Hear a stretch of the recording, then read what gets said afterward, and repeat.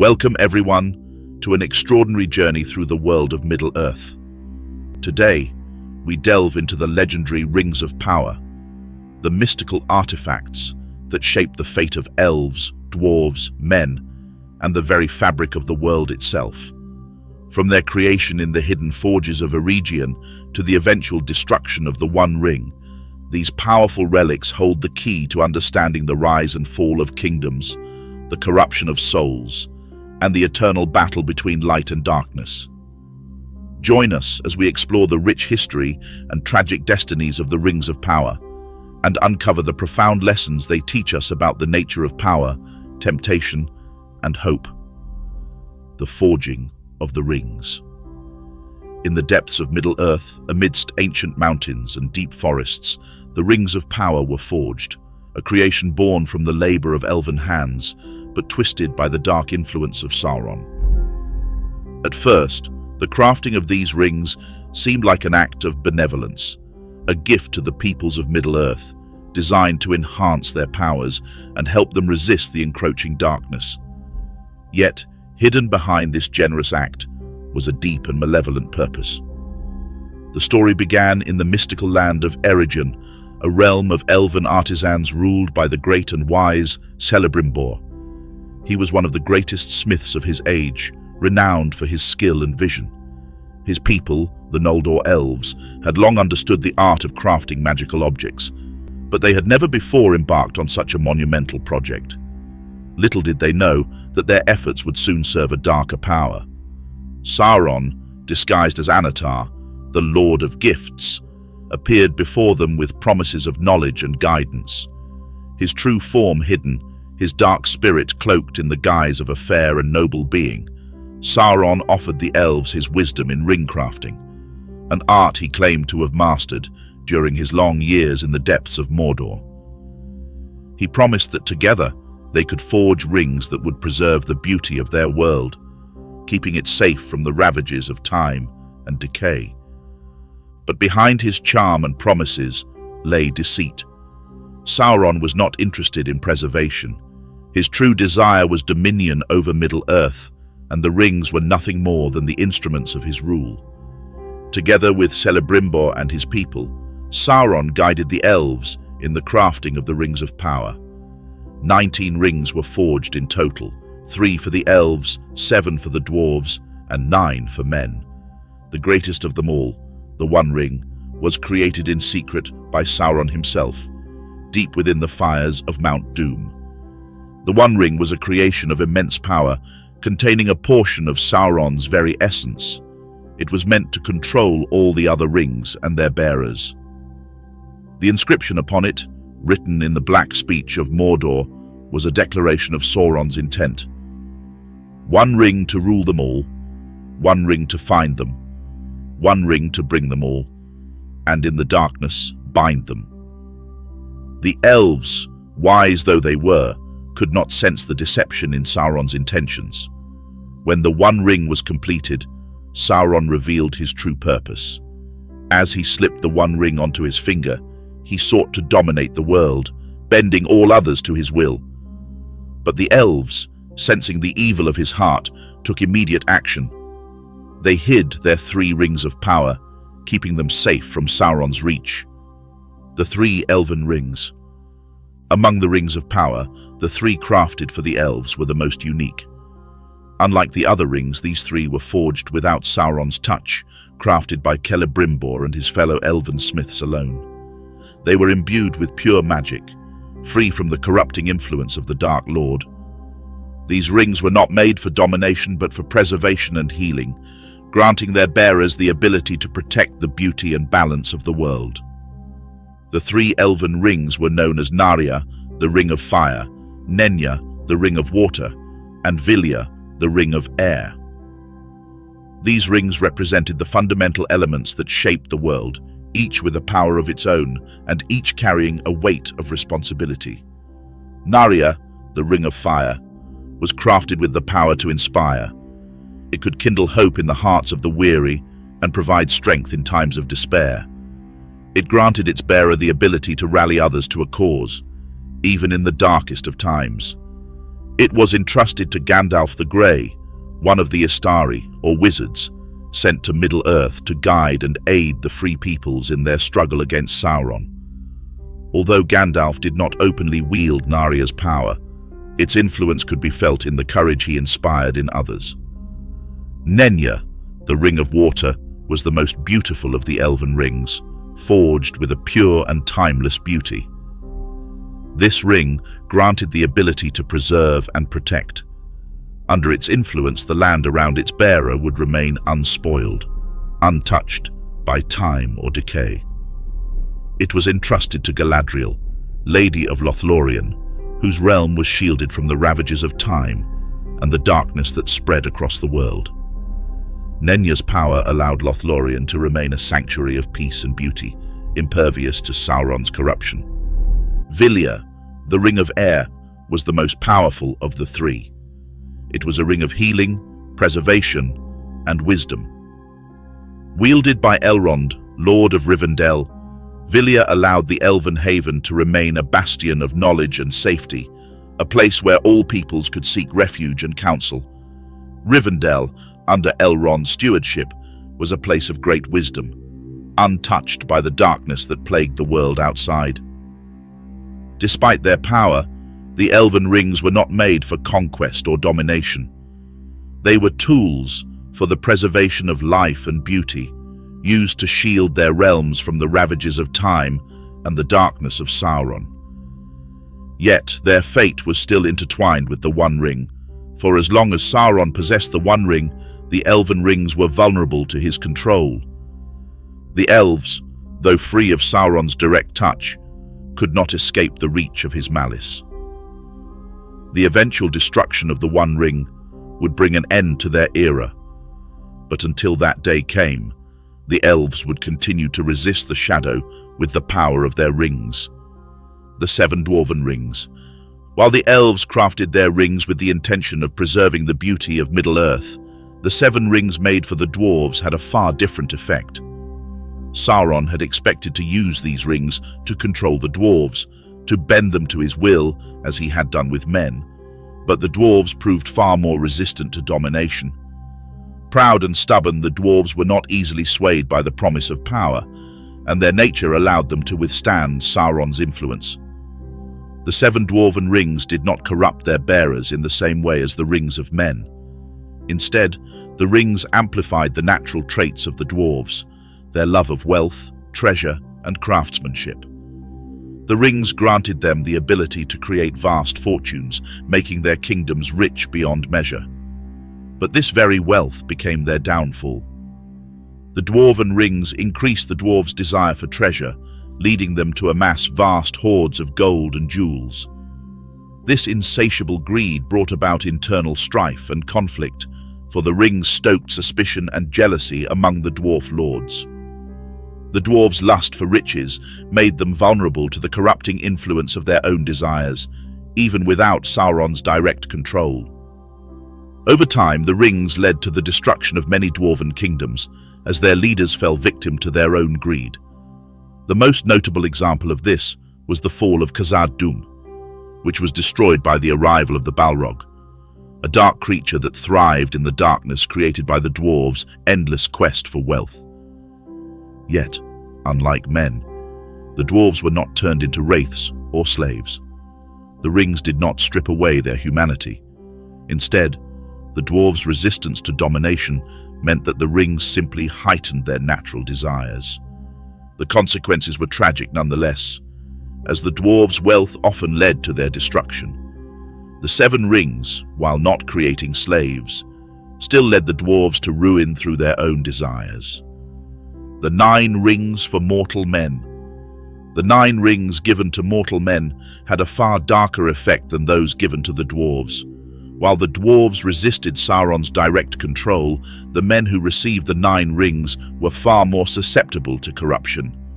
The rings granted the mortal men immense power, wealth, and most temptingly, the promise of immortality.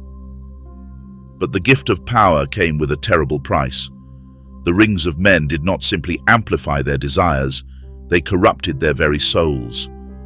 These men were initially kings, sorcerers, and mighty leaders. They ruled vast kingdoms, their power seemingly boundless. But over time, the rings worked their dark magic, and the men who wore them began to fall under the sway of Sauron's will. The 9 rings did not grant true immortality. Instead, they extended the lifespans of their bearers, but not in a way that preserved their humanity. As they used the rings, the men began to fade, their bodies becoming less solid, their minds increasingly enslaved to Sauron's influence. Eventually, these 9 men became the Nazgul, the ring wraiths, dark, spectral servants of the Dark Lord. Their transformation into wraiths was the ultimate consequence of their desire for power and immortality. Their bodies decayed, their wills bent entirely to Sauron's control. The 9 men who once held the rings became lost, their identities erased by their enslavement to Sauron's will. They were no longer individuals, they were shadows, wraiths, bound to the One Ring. They were the most terrifying agents of Sauron's power, hunting down the One Ring and serving their master without question. The Fall of Numenor. The great island kingdom of Numenor stood as a shining example of mortal achievement, a civilization far above the others of Middle-earth in knowledge, skill, and power. Its people, the Numenorians, were descended from the Edain, the faithful men who had helped the elves in their wars against Morgoth in the First Age. As a reward for their loyalty, the Valar, the angelic beings of Middle-earth, gifted them the island of Numenor, located in the Great Western Seas. For many generations, the Numenorians were noble and wise, enjoying a long and prosperous life. The Valar had granted them a unique gift, immortality in the form of long life. The Numenorians lived many centuries, and their kingdom flourished as a beacon of culture and civilization. However, as time passed, the Numenorians began to grow restless. The immortality granted to them was not the same as that of the elves. Though they lived far longer than ordinary men, they were still mortal, and the desire to escape death began to fester in their hearts. The Numenorians became increasingly resentful of their mortality, a trait that Sauron would exploit. The coming of Sauron to Numenor was the beginning of their undoing.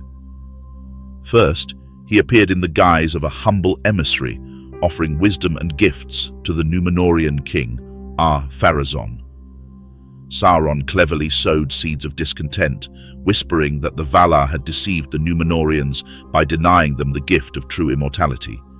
He persuaded Ar-Pharazôn that the Valar were keeping the secret of eternal life from the Numenorians.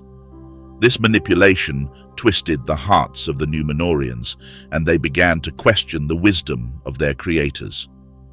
In a desperate bid to secure immortality, Ar-Pharazôn ordered a massive fleet to sail into the realm of the Valar, to challenge them and seize the secrets of eternal life. This act of defiance was the breaking point.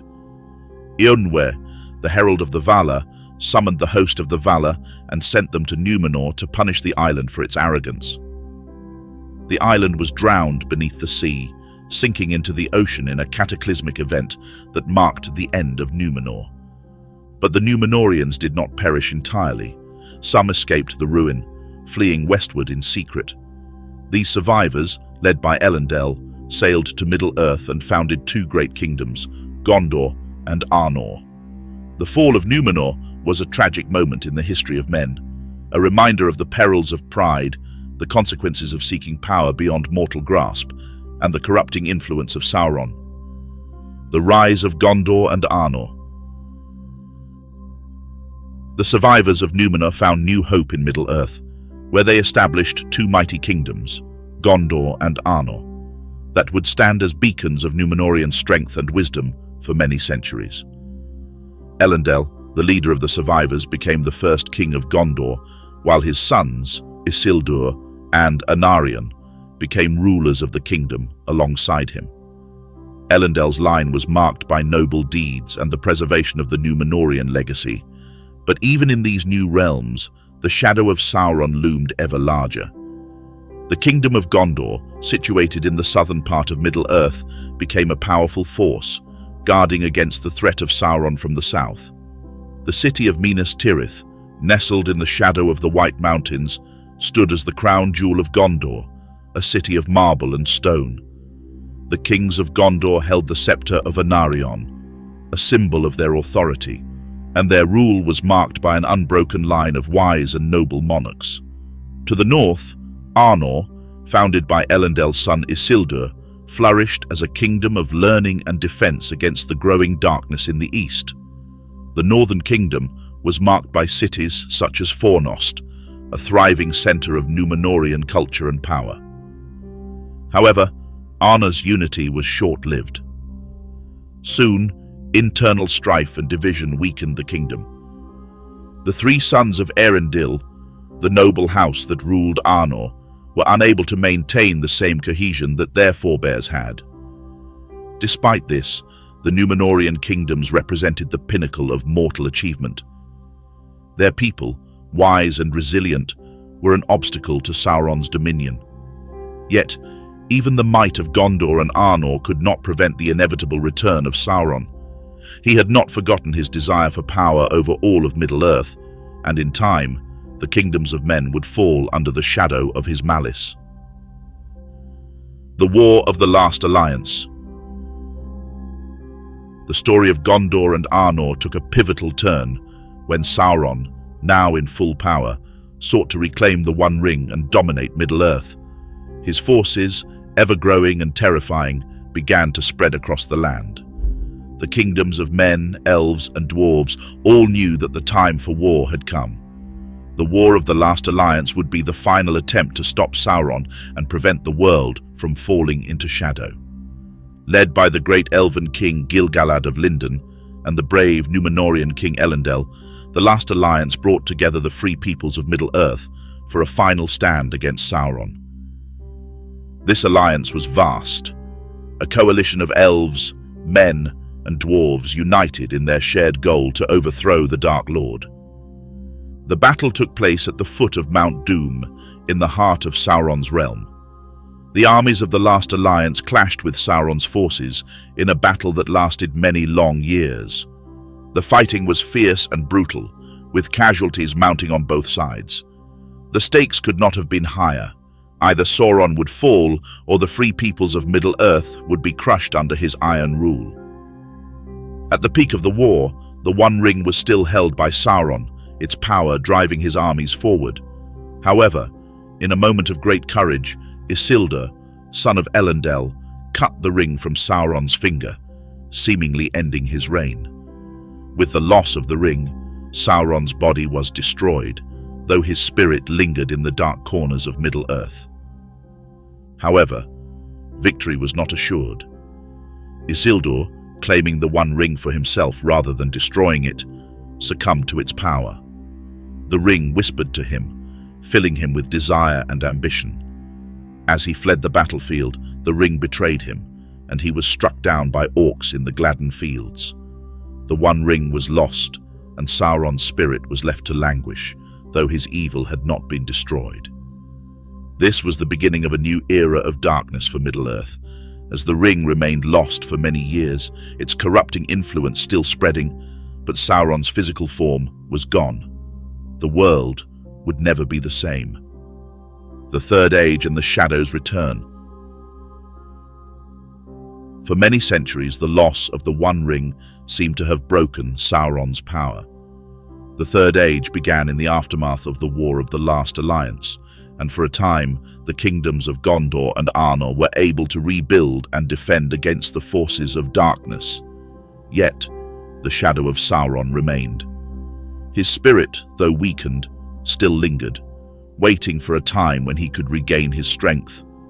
Gondor, though a proud kingdom, struggled with internal strife and the loss of its once great kings. The line of kings was broken, and Gondor fell under the rule of stewards, men who were caretakers of the throne, but not its true heirs. The city of Minas Tirith stood as the last bastion against Sauron's growing influence, but its strength waned over time. Meanwhile, in the east, the land of Mordor began to stir again. The Dark Tower of Barad-dûr rose once more, and Sauron's servants, the Nazgûl, the Ring-wraiths, began to search for the lost ring. With every passing year, the shadow of Sauron grew stronger, and the world was once again on the brink of war. In the far north, the remnants of the kingdom of Arnor had been shattered into smaller kingdoms, each struggling to hold on to its sovereignty. The kingdom of Arthedain, the last of the northern realms, was eventually destroyed by the forces of Angmar, a dark kingdom of the east ruled by the Witch King, one of the Nazgûl. Yet, amidst the growing darkness, hope remained. The Rangers of the North, descendants of the Numenorian kings, continued to protect the remnants of their ancestors' legacy. Aragorn, the rightful heir to the throne of Gondor, grew up in exile, unaware of his true heritage, but destined to play a pivotal role in the struggle against Sauron. The Third Age was a time of quiet preparation, but the final days of this age would see the return of the One Ring, the last battle against Sauron, and the fulfillment of an ancient prophecy. The ring would again be the key to the fate of all of Middle-earth, the Fellowship of the Ring. As the Third Age wore on, the shadow of Sauron grew ever darker. His servants, the Nazgûl, began to search in earnest for the One Ring, and their efforts were directed toward the last known location of the ring's bearer, Gollum, who had been searching for the ring ever since its loss in the Gladden Fields. But even Gollum was unaware of the ring's true location. Meanwhile, the free peoples of Middle-earth remained unaware of the impending threat, except for a few wise individuals who began to suspect the truth about Sauron's resurgence. The Council of Elrond, convened in the year 3018 of the Third Age at Rivendell, led by Elrond half-Elven, to discuss the growing danger. It was here that the secret of the One Ring was finally revealed to the Council. Gandalf the Grey, the wizard who had long suspected the ring's power, disclosed that the ring had been found by the hobbit Bilbo Baggins during his adventures many years earlier. With this revelation came the realization that Sauron's power was returning, and the One Ring, if it fell into his hands, would give him dominion over all of Middle-earth. Elrond, wise as he was, understood that the only hope for Middle-earth lay in destroying the ring. But the task was not simple. The ring had a mind of its own, and those who sought to wield it could be easily corrupted. The council debated at length what should be done with the ring. Ultimately, it was decided that the ring must be destroyed, and the only place this could be done was in the fires of Mount Doom, the volcano in the heart of Mordor where the ring had been forged. To accomplish this, a fellowship would be formed, an alliance of the free peoples of Middle-earth. The group would be made up of 9 companions, representing the free peoples, who would journey across perilous lands to reach Mount Doom. The Fellowship of the Ring was formed, consisting of the following members: Frodo Baggins, the Ring-bearer, a humble hobbit from the Shire, who had inherited the ring from Bilbo; Aragorn, the Ranger of the North, a descendant of Numenor and the true heir to the throne of Gondor; Gandalf the Grey, the wise and powerful wizard who had long protected Middle-earth from Sauron's influence; Legolas, the elven prince of Mirkwood, skilled with a bow and a fierce warrior; Gimli, the dwarf son of Glóin, loyal and brave, with a heart full of honor; Boromir, the son of the steward of Gondor, a proud and noble man who hoped the ring could save his people; Samwise Gamgee, Frodo's loyal hobbit companion, whose courage and friendship would be instrumental in the journey; Merry Brandybuck, Frodo's cousin, known for his sharp wit and bravery; Pippin Took, another of Frodo's cousins, whose adventurous spirit would lead him into great danger. The journey to Mount Doom would be long and fraught with peril. The Fellowship would face treacherous landscapes, ancient enemies, and the overwhelming influence of the ring itself. But the Fellowship also represented the last hope for Middle-earth. Together, they set out from Rivendell, unaware of the trials and tribulations that lay ahead. The Treachery of Saruman. As the Fellowship embarked on its perilous journey, another dark power in Middle-earth began to make its move. Saruman the White, once the chief of the Istari, the Order of Wizards sent to Middle-earth to aid in the fight against Sauron, had fallen from grace. Saruman had long been envious of Sauron's power and had secretly turned to the Dark Lord's side, seeking the One Ring for himself. In the shadow of this desire, Saruman's ambition led him down a path of treachery. Saruman's fall from wisdom was gradual but decisive. He first attempted to deceive the free peoples of Middle-earth by pretending to be an ally of the good wizards. However, as time passed, his true nature was revealed. He began to amass power in the land of Isengard, where he constructed a great fortress and army and set in motion plans that would disrupt the peace of Middle-earth. His forces consisted of a vast horde of orcs, Uruk-hai, and other foul creatures that were bred to be stronger and faster than the regular orcs of Mordor.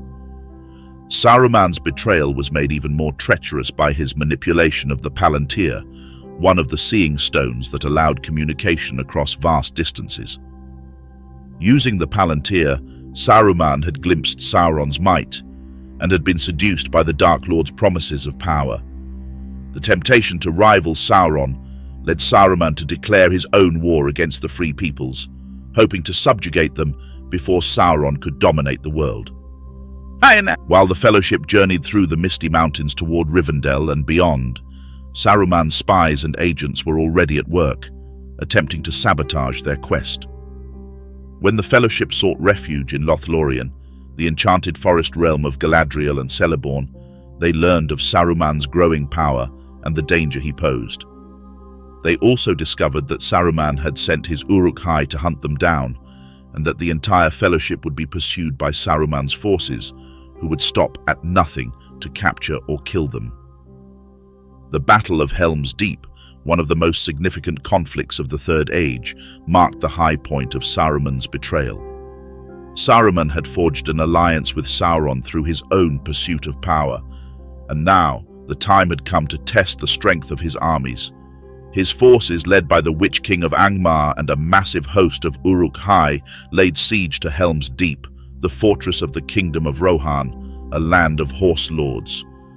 Saruman's treachery led to the near destruction of Rohan, but the people of the kingdom fought bravely under the leadership of King Theoden, who had once been under Saruman's spell. The arrival of Gandalf with Rohan's riders and the riders of Rohan, led by Éomer, brought hope in the darkest of hours. Together, they were able to defeat Saruman's army at Helm's Deep, but Saruman's influence would not be easily eradicated. His betrayal marked the beginning of the final conflict in the War of the Ring, where alliances would be tested, loyalties would be broken, and the fate of Middle-earth would be decided. As the tale of the Fellowship of the Ring unfolds, the journey to destroy the One Ring becomes more perilous with each passing step. Friends will be tested, battles will be fought, and the fate of all Middle-earth will hang in the balance. Yet through courage, friendship, and the will to resist the darkness, hope remains, no matter how dire the odds.